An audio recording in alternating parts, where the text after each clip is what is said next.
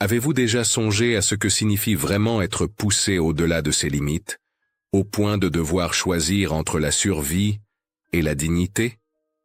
En 1933, dans un petit moulin près d'Angers, une jeune veuve tentait de garder son emploi en travaillant 12 heures par jour, les mains couvertes de farine, le cœur lourd et la peur constante de perdre le seul toit qu'elle possédait.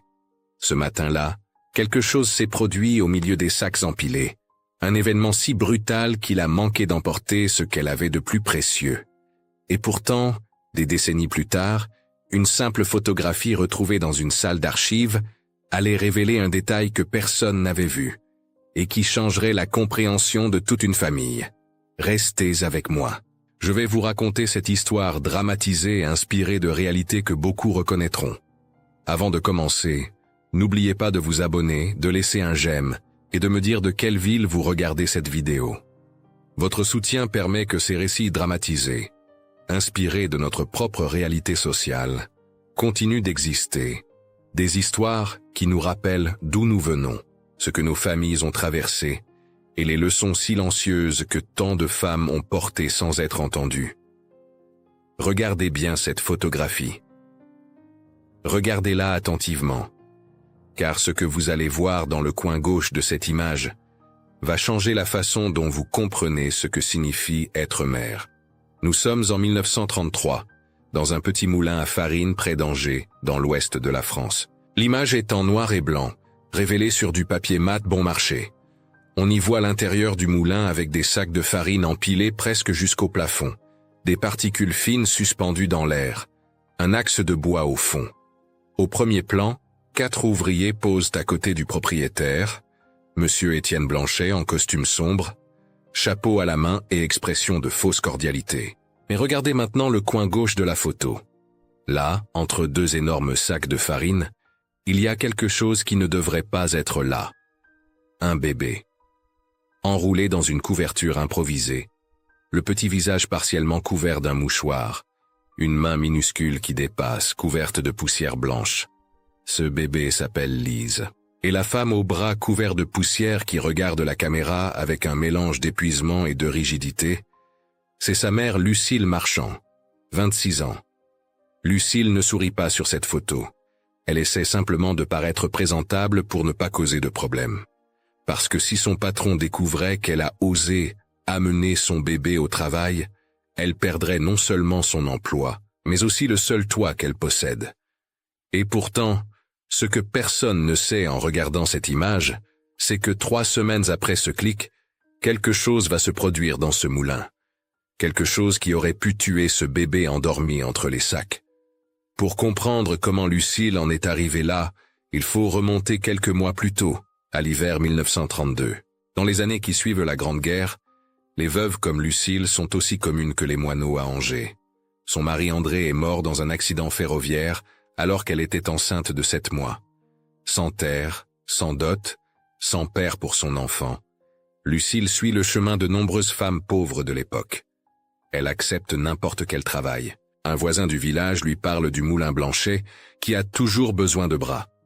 Les registres municipaux de cette époque montrent que près de 40% des ouvrières de la région étaient des mères célibataires ou des veuves.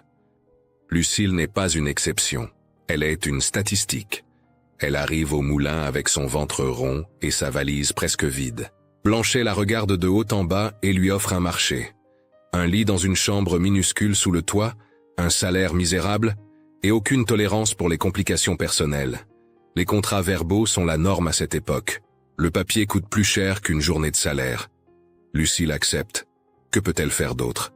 Quand Lise naît au printemps 1933, il n'y a pas de réseau de soutien. La mère de Lucille est morte des années auparavant.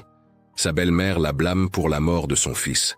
Les voisines, bien que solidaires, ont leurs propres enfants à nourrir. Il n'existe aucune crèche, aucune politique pour les mères travailleuses. Rien. Quelques semaines après l'accouchement, Lucille doit faire un choix impossible. Soit elle retourne au travail avec le bébé, soit elle perd son emploi et son logement. Elle choisit de retourner au moulin, Lise cachée dans ses bras, en priant pour que Blanchet ferme les yeux. Il ne les ferme pas, mais il transforme son besoin en instrument de contrôle. « Tu veux rester ici ? dit-il en regardant le paquet dans les bras de la jeune femme. Alors fais ce qu'il faut pour que ça ne dérange pas le travail. Si le bébé pleure trop, c'est la porte. Et c'est ainsi que commence la routine la plus déchirante qu'une mère puisse vivre. Chaque matin, avant l'aube, Lucille allaite Lise dans un coin froid de la cour. Puis elle l'enroule dans 2 morceaux de tissu, la place entre des sacs de farine contre le mur, dans un espace étroit où le vent ne pénètre presque pas. Là, le bébé dort pendant que sa mère monte et descend avec des sacs sur les épaules, balaye, coude, empile. De temps en temps, pendant quelques minutes volées, Lucille court, touche le petit visage de sa fille, vérifie qu'elle respire encore, ajuste le mouchoir, chante une berceuse à voix basse, puis retourne en courant au travail. Les autres ouvriers observent avec ambivalence. Aline, une jeune femme de 20 ans. Marcel, un homme taciturne d'une 50aine d'années. Et Gaston, qui s'occupe des machines. Ils ressentent de la compassion, mais aussi de la peur de s'impliquer et de perdre leur emploi. Dans la France rurale des années 30, un patron mécontent signifie la famine certaine. Mais ce que Lucille ne sait pas encore, c'est que le pire est à venir. Parce que bientôt, très bientôt, ces sacs de farine qui protègent sa fille vont devenir la plus grande menace pour sa vie. Et quand ce moment arrivera, Lucille devra choisir entre son travail et son enfant en une fraction de seconde. Au Moulin Blanchet, les journées de Lucille commencent toujours de la même façon. À 4 heures du matin, quand le ciel est encore noir, elle se lève de son matelas dur dans la petite chambre sous le toit. Le froid de l'hiver traverse les murs mal isolés. Elle prend Lise dans ses bras, encore endormie, et descend les escaliers grinçants pour commencer sa routine silencieuse. Les journées de travail durent entre 12 et 14 heures. C'est considéré comme juste par les patrons de la région. Il n'y a pas d'inspection du travail efficace dans les villages de l'intérieur. Personne ne vient vérifier si une femme travaille trop, si un bébé dort sur un sol de farine, si les conditions sont humaines. Lucille apprend vite à diviser son attention. Ses mains cousent les sacs pendant que ses oreilles guettent le moindre son venant du coin où Lise dort. Parfois, quand le bébé pleure, elle sent d'abord de la colère avant de sentir de la compassion. Cette colère la ronge de l'intérieur. Elle se demande parfois si elle est une mauvaise mère pour ressentir cela. Elle ne sait pas que c'est l'épuisement qui parle, pas son cœur. Il y a des moments où elle compare sa situation à celle d'autres mères qui semblent mieux s'en sortir. Elle se sent inférieure. Elle ne voit pas que ces autres mères ont des familles, des maris, des ressources qu'elle n'a pas. Elle voit seulement son propre échec. Aline, la jeune ouvrière de 20 ans, observe Lucille avec un mélange de pitié et de jugement. Elle l'aide parfois, mais elle pense aussi secrètement que si c'était elle, elle n'aurait pas eu le bébé.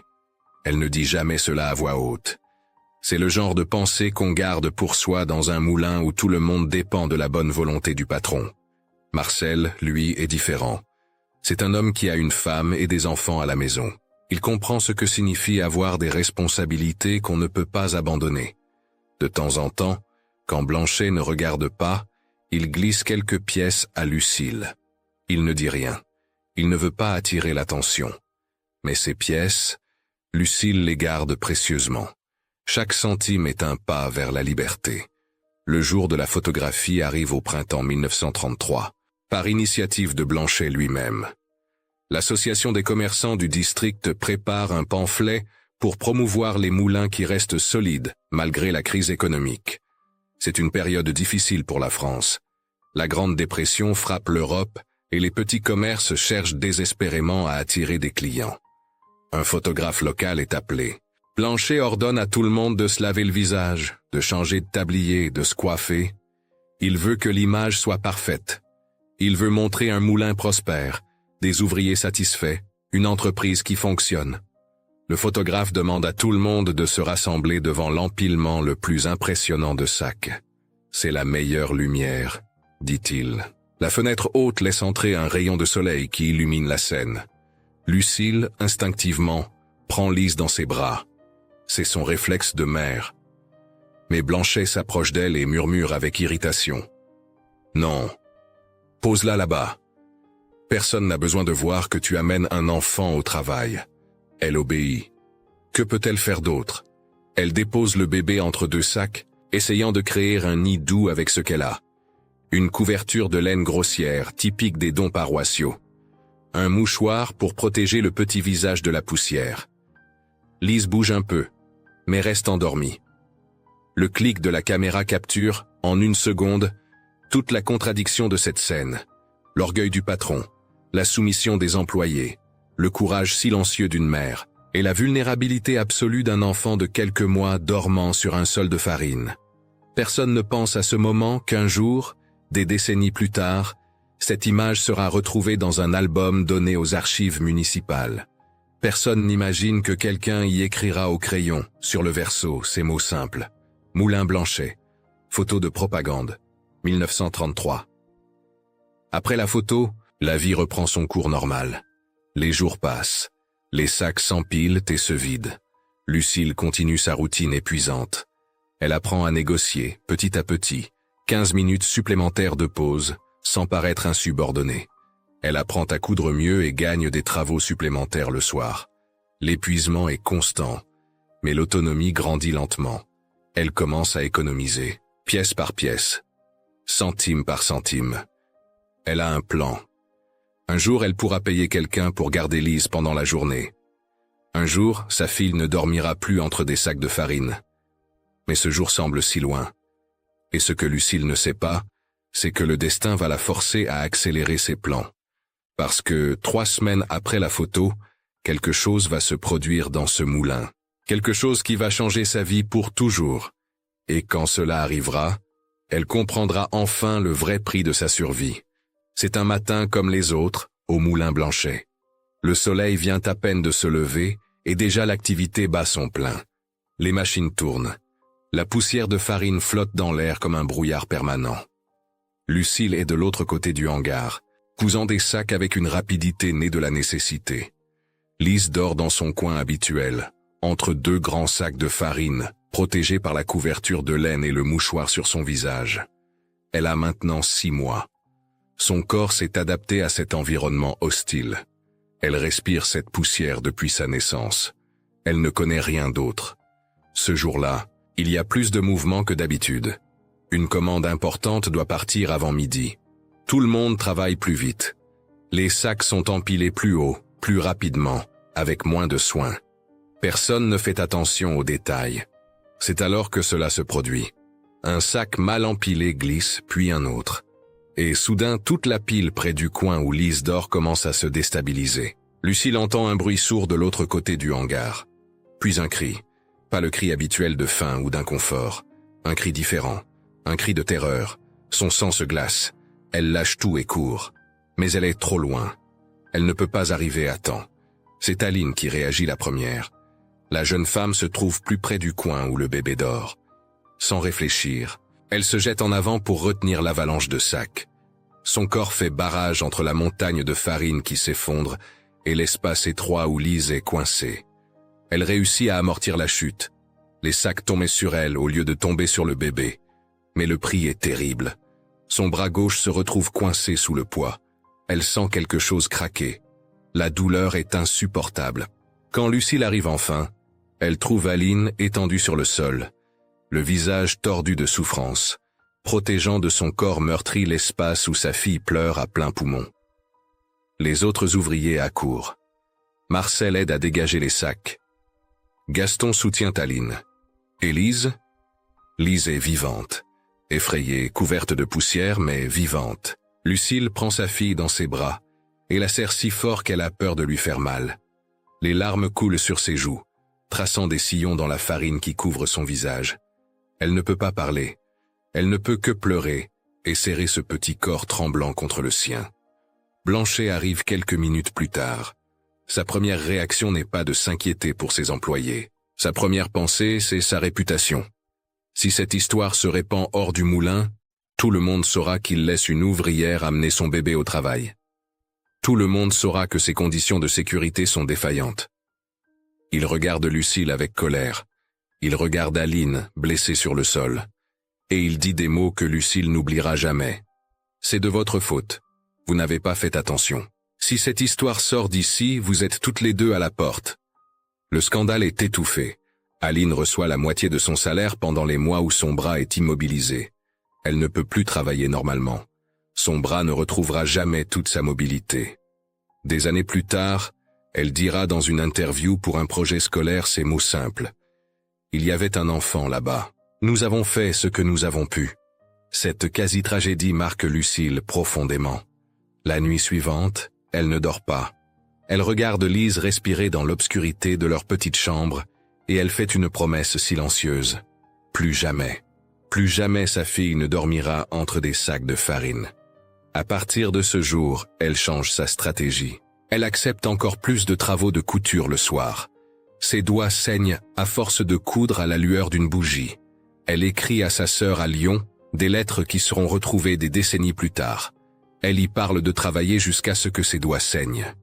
Elle y parle de son espoir de s'en sortir.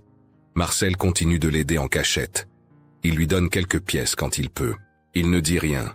Il ne veut pas que Blanchette sache. Mais il vit avec cette lâcheté qui pèse sur sa conscience. Il aide, mais il ne confronte jamais le patron publiquement.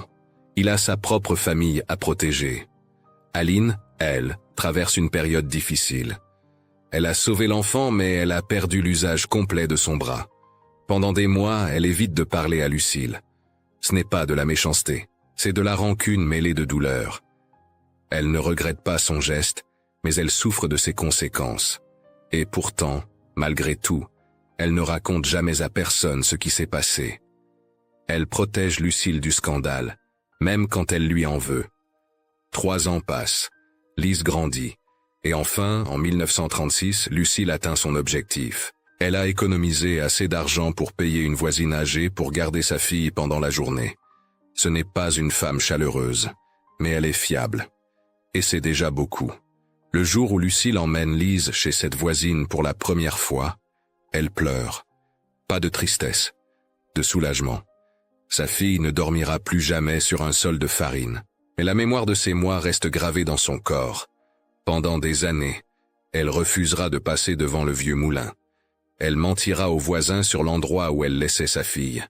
La vérité est trop humiliante pour être partagée.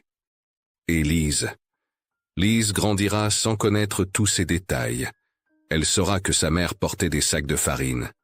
Elle saura qu'il n'y avait personne pour la garder. Mais elle imaginera un scénario moins brutal que la réalité. Jusqu'au jour où, des décennies plus tard, elle tombera sur une vieille photographie dans une exposition sur l'histoire du travail. Et ce jour-là, tout va changer. 35 ans ont passé depuis le jour où cette photographie a été prise. Nous sommes en 1968. Le monde a changé.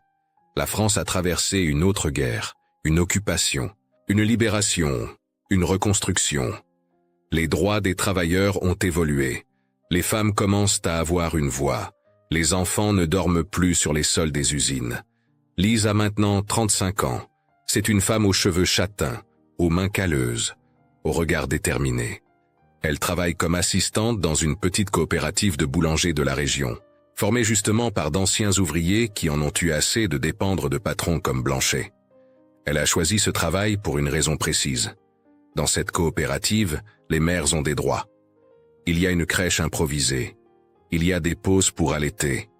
Il y a une dignité que sa propre mère n'a jamais connue. Lise a grandi avec des fragments de l'histoire de Lucille. Elle sait que sa mère portait des sacs de farine. Elle sait qu'il n'y avait personne pour la garder. Mais les détails sont flous, volontairement effacés par une mère qui avait trop honte pour tout raconter. Ce jour de 1968, Lise visite l'ancienne siège de l'Association des commerçants d'Angers.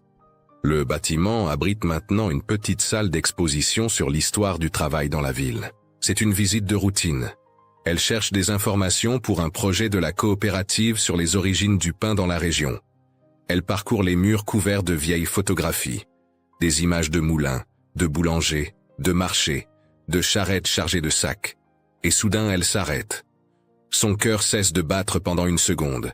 C'est l'intérieur d'un vieux moulin. La configuration des sacs lui semble familière.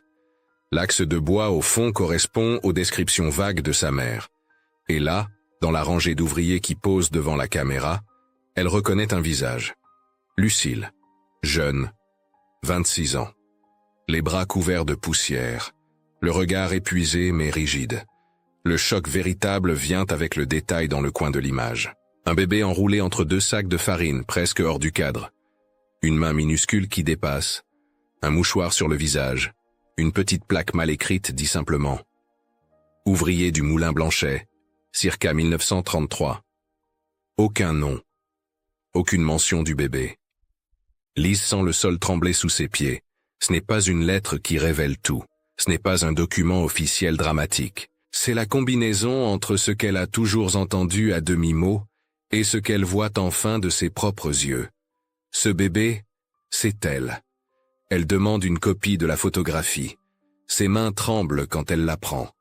Elle rentre chez elle avec cette image serrée contre sa poitrine, comme si c'était la clé d'un mystère qu'elle portait en elle depuis toujours. Lucille vit maintenant dans un petit appartement à quelques rues de chez sa fille. Elle a 61 ans. Ses doigts sont noueux, son dos courbé par des décennies de travail. Elle ne travaille plus au moulin depuis longtemps.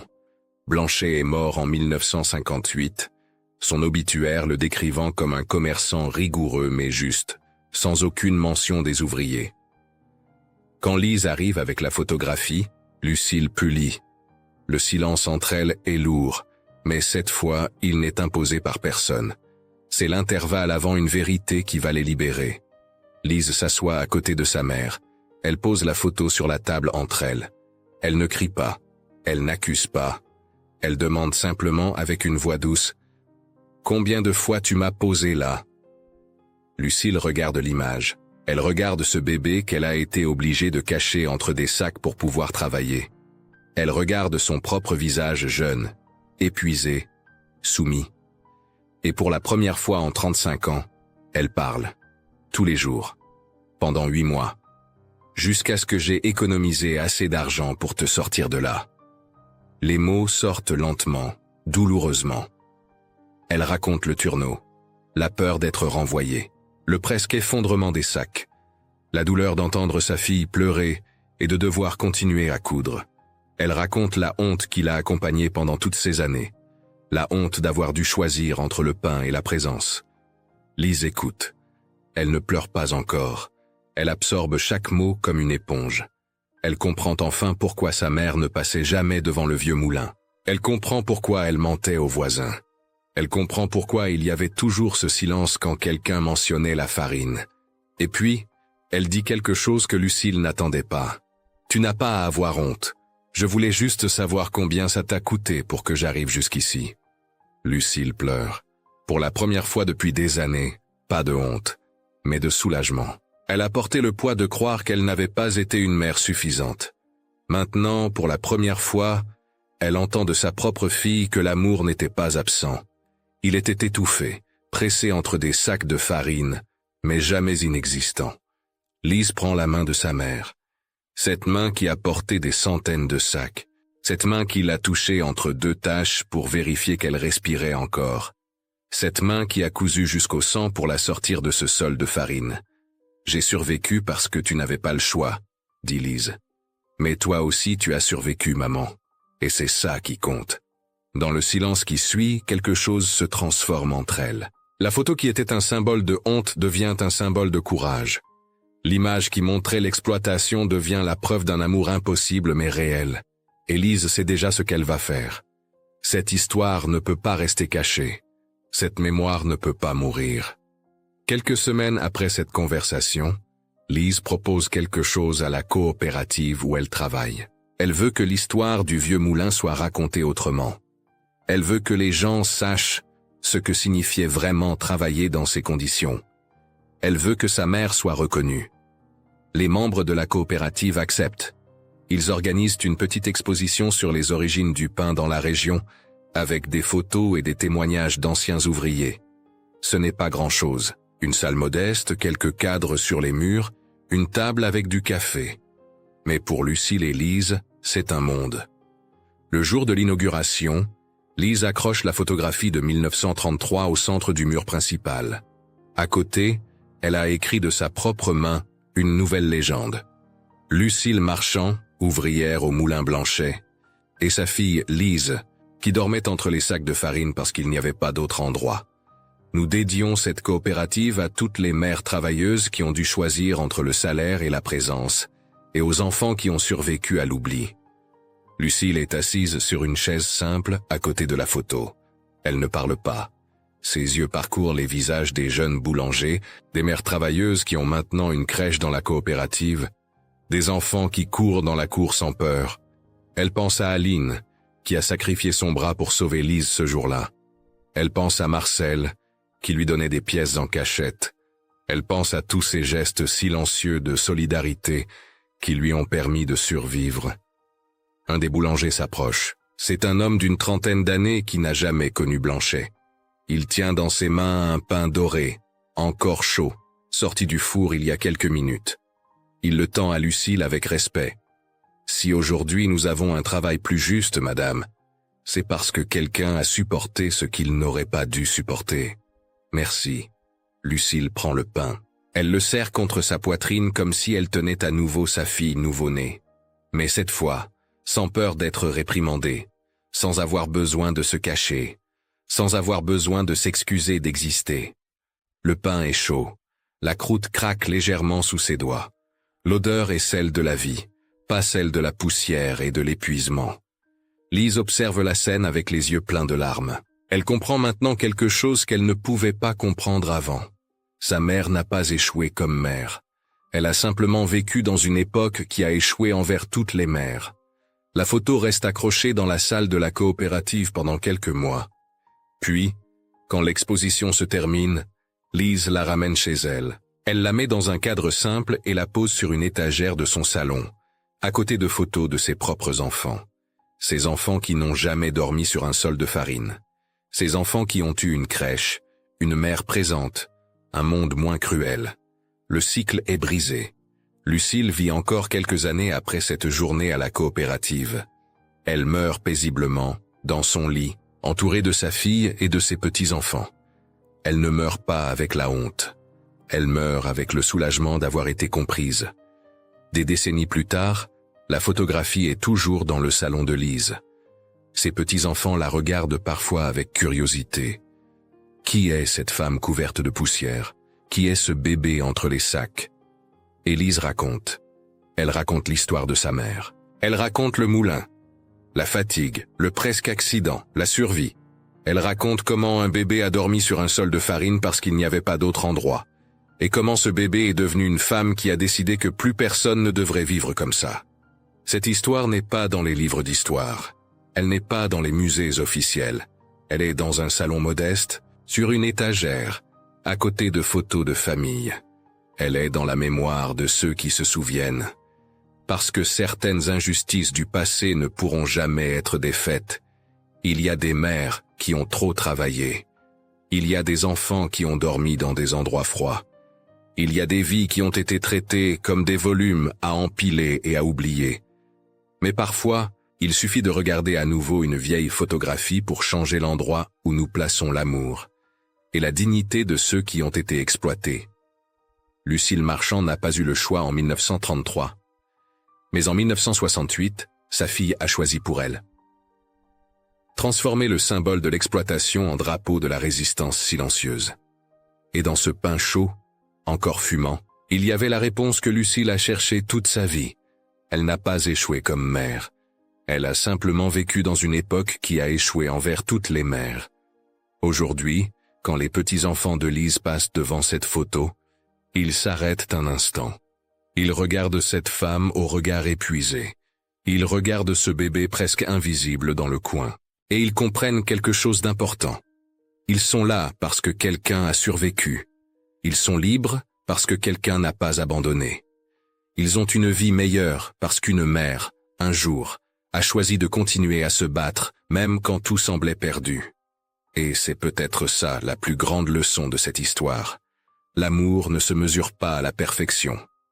Il se mesure à la persistance, à la capacité de continuer même quand il n'y a plus d'espoir, à ces gestes silencieux que personne ne voit, mais qui changent le cours d'une vie. Lucille Marchand n'était pas une mère parfaite. Elle était une mère qui a fait ce qu'elle pouvait avec ce qu'elle avait. Et parfois, c'est exactement ce dont un enfant a besoin pour survivre. Cette photographie en noir et blanc, avec sa lumière qui n'éclaire pas le bébé, avec sa poussière qui flotte dans l'air, avec son patron faussement cordial et ses ouvriers soumis, cette photographie raconte une histoire que des millions de mères dans le monde comprennent sans avoir besoin d'explication. L'histoire d'un choix impossible, l'histoire d'un amour caché, l'histoire d'une survie silencieuse. Et si vous avez écouté jusqu'ici, regardez autour de vous. Regardez votre propre mère, votre grand-mère, les femmes de votre famille. Demandez-leur quels choix impossibles elles ont dû faire, quels sacrifices silencieux elles ont accomplis. Parce que derrière chaque vie, il y a une histoire comme celle de Lucille. Une histoire de courage que personne ne raconte. Une histoire d'amour que personne ne voit. Jusqu'à ce que quelqu'un regarde une vieille photo et demande enfin « Qu'est-ce que ça t'a coûté pour que j'arrive jusqu'ici ?» Et avant de terminer cette histoire fictionnelle dramatisée mais profondément inspirée de tant de vies réelles, retenons ceci. Parfois, le courage n'est pas visible. Il se cache dans les gestes silencieux, dans les choix impossibles, dans les sacrifices que personne ne remarque, mais qui changent le destin d'une famille entière. L'amour, surtout celui d'une mère, ne se mesure pas à la facilité, mais à la persistance, à ces mains fatiguées qui continuent malgré tout, à ces années où personne ne regarde, sauf lorsqu'une vieille photographie réapparaît pour rétablir la vérité. Et maintenant, je vous invite à réfléchir. Qu'est-ce qui vous a le plus touché dans le parcours de Lucille? Avez-vous déjà découvert, des décennies plus tard, un détail familial que personne n'avait osé raconter? Quel sacrifice silencieux des femmes de votre famille mériterait d'être enfin reconnu? Si vous êtes resté jusqu'ici, écrivez le mot « résilience » dans les commentaires. J'aimerais aussi savoir de quelle ville vous nous écoutez. Et si vous le souhaitez, partagez une histoire ancienne de vos parents, grands-parents ou arrière-grands-parents. Une histoire de travail, de survie, de choix difficiles. Peut-être qu'un jour, elle pourra inspirer un prochain récit sur notre chaîne. Merci d'avance pour votre confiance et votre générosité. N'oubliez pas de vous abonner, d'aimer la vidéo, d'activer la cloche, de la partager ou simplement de laisser un commentaire. Et si cette histoire vous a touché, cliquez sur le quart final pour découvrir les prochains récits. Merci d'être ici et de faire vivre ces mémoires qui méritent d'être racontées.